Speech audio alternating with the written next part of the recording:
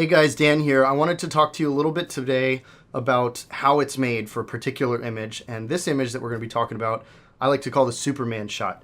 This is going to focus in on reception lighting and creating a feel during the reception at a wedding or any kind of event where you want to really match the feel of an image to the feel of the event.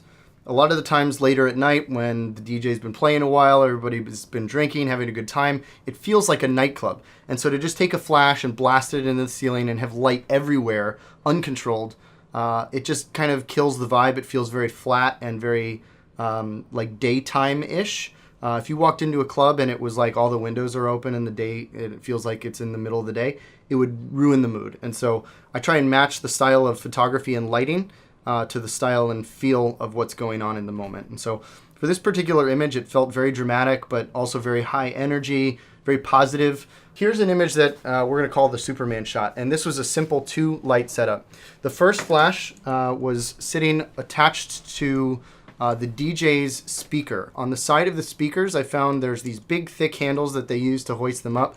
And I used what I'd like to call this little nano clamp.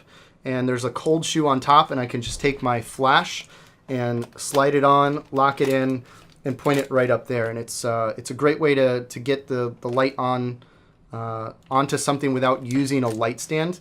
I won't go into detail on this exact hardware, but you can look it up. It's called a nano clamp. And then second, I had a flash in the background that I simply took just as is, and I put it on the head table, the bride and groom's head table, and I put a 1/1 CTO gel on it. I use the MagMod system. Again, something I won't get into in this film, but you can look it up. And I put the 1/1 CTO, color temperature orange gel, on the background. And I want to just show you the effect that it made. The primary light in this photo is to my right, camera right, and it's shooting straight up into the ceiling. Now I want to go to the next photo so you can see a little bit of a scope of where we're at. This in this image, we're on the dance floor, and I just brought my camera up higher a little bit, and the DJ's right in the center, my man Chad. The flash is off camera right, and it's shooting up into the ceiling. So it's hitting the ceiling, it's diffusing, it's kind of spreading out, but it is a singular point of impact in the ceiling. So it's not that large of a light source that it's uncontrolled.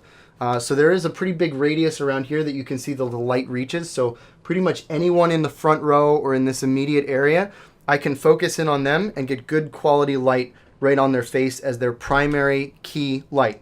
Now the problem was that in some images I was having them lost in the background because there was no light. If I just used one key light, they're illuminated from one side, but then the back of their heads and the background are just black, and you can't tell the difference between the two. There's no contrast and there's no layering. I always like to use layering in images, not just with other objects or storytelling, but also with light. And so in this image, I wanted to create more than one layer. And you can see in here, I have the second flash going off in the back, and it's hitting the ceiling. And I made sure that instead of laying flat like this, I angled it down so that it was shooting towards the center of the dance floor, not just straight up into the ceiling.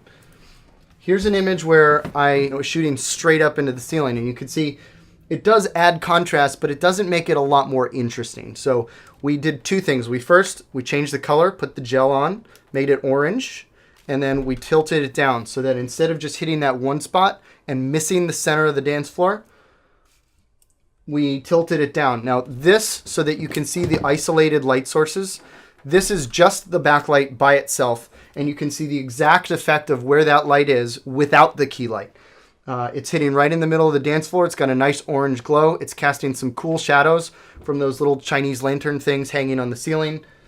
And then when you mix the two together, we get this final image where we have the backlight that's orange, creating a nice light layer, and then the primary key light illuminating the faces of our subjects. For those tech nerds wondering, I was shooting on a Canon 1DX Mark II with a 16-35 wide open at 16, shooting at f4.5. So I backed off the aperture a little bit just to give me a little more leeway with focus, because I did have two subjects in this frame and I wanted to make sure they would both stay in focus. As a rule of thumb, one last thing, the intensity of those flashes. I tend to keep my primary light at whatever power I need it at based off of my camera settings. In this situation, I was at 1/125th of a second at f4.5 at ISO 3200. I have lots of leeway on the 1DX to go up to a high ISO. So I believe I was at 1/4 for the intensity on my primary flash. And then as a general rule, I try and keep my backlight about 2 full stops of intensity lower. So if I was at 1/4, I would be at 1/8, 1/16th power for that backlight. Sometimes that changes depending on proximity and the type of material that the walls or ceilings are made of or things like that. But that's usually my starting point, is 2 stops less than my key light. I hope this has been a little helpful tip on reception lighting. Be sure to check out all the workshops we have going on. We have a one that's specific to stuff like this. It's called the Level Up Workshop. You can find out all the information at dazzletraining.com/pro. And of course, check out my personal work and wedding work and film and all that stuff at dazzlephotography.com. Thanks so much for tuning in. I'll see you soon.